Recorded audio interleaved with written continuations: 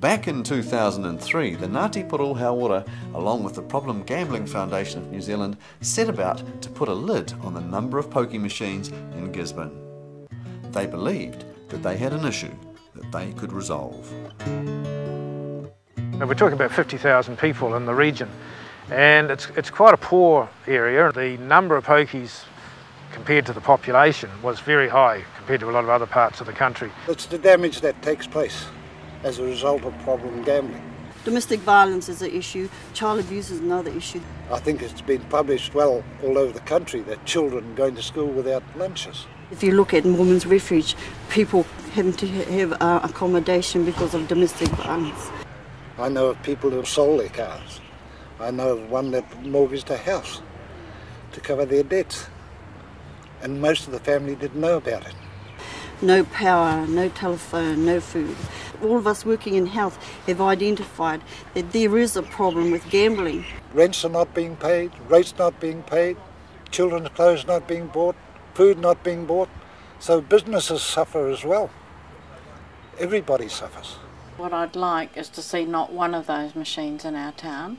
This is about our families, our people, our community.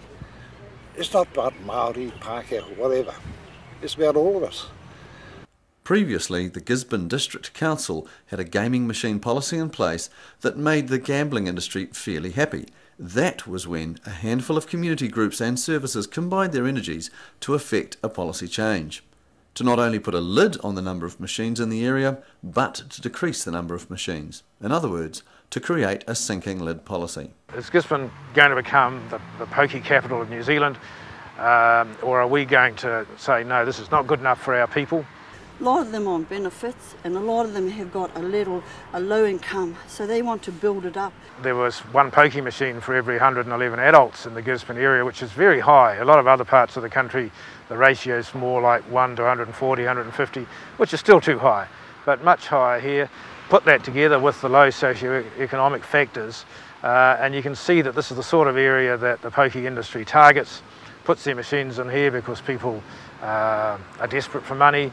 There's not a lot of other entertainment around Gisborne. We're very isolated here as well, and the pokies were a real recipe for disaster here in Gisborne. The money's gone out of the district. It's been a known factor. The media has identified that too.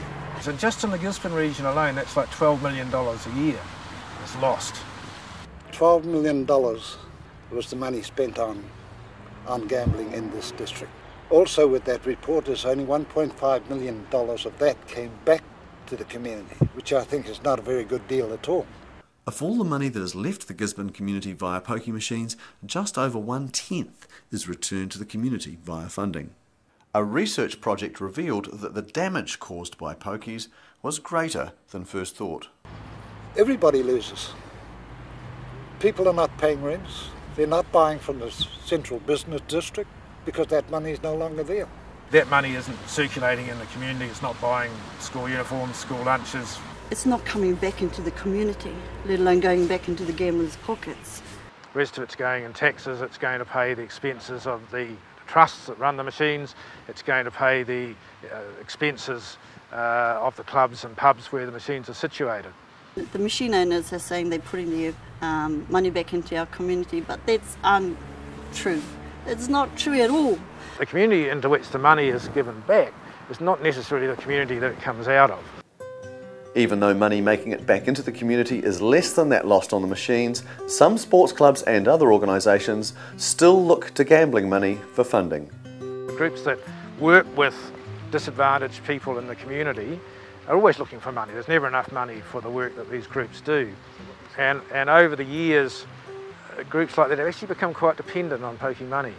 So what often happens as we go around the community is that sports clubs and other community groups doing all sorts of good work say to us that we need that money.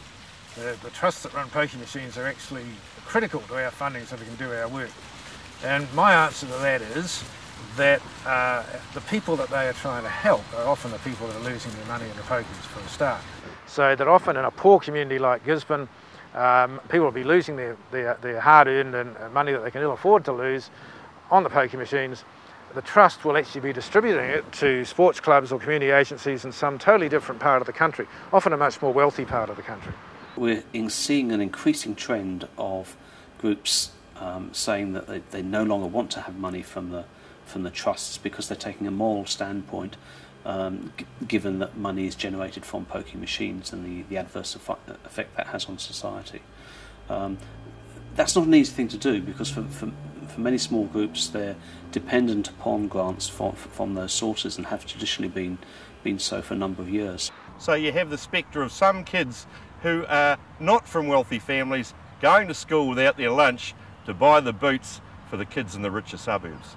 We've got to look at the big picture, look at the long-term effects on our community and on our society.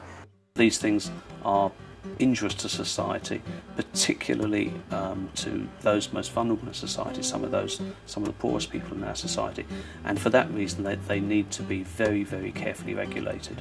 There has to be things in place to ensure that people don't get hurt.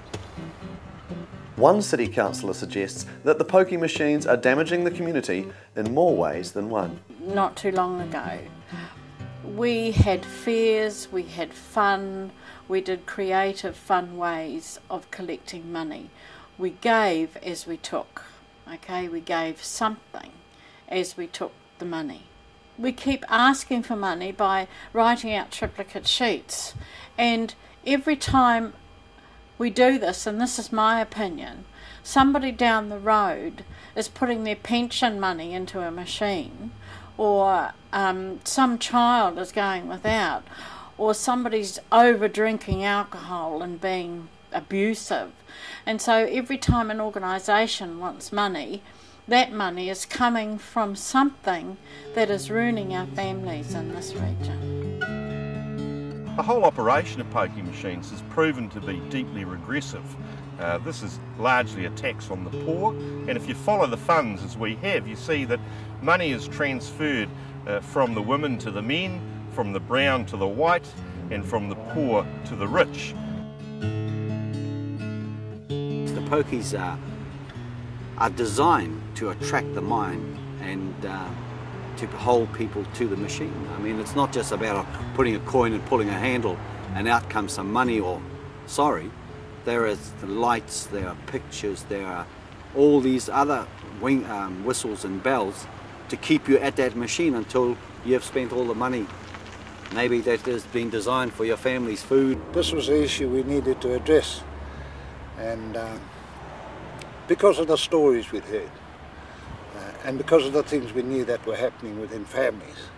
When the Problem Gambling Foundation and the Ngāti Porou approached council, they realised there was a reasonable amount of work to be done.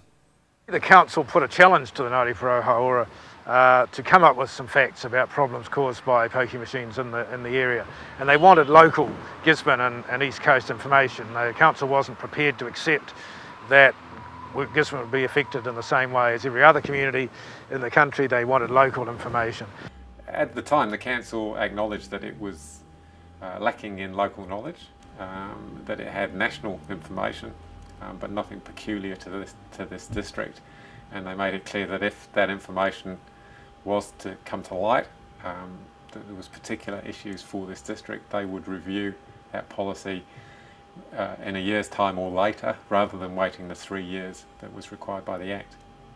I think the council was basically saying we need to know what the actual effects are on people in this district before we'll consider that. We asked if they could just give a year for us to come up with the data, local data, and review the policy in 12 months. The council essentially put down a challenge to the anti-gambling community, or the anti-pokie community, if I can put it that way, to go out there and find some evidence to support what they were saying.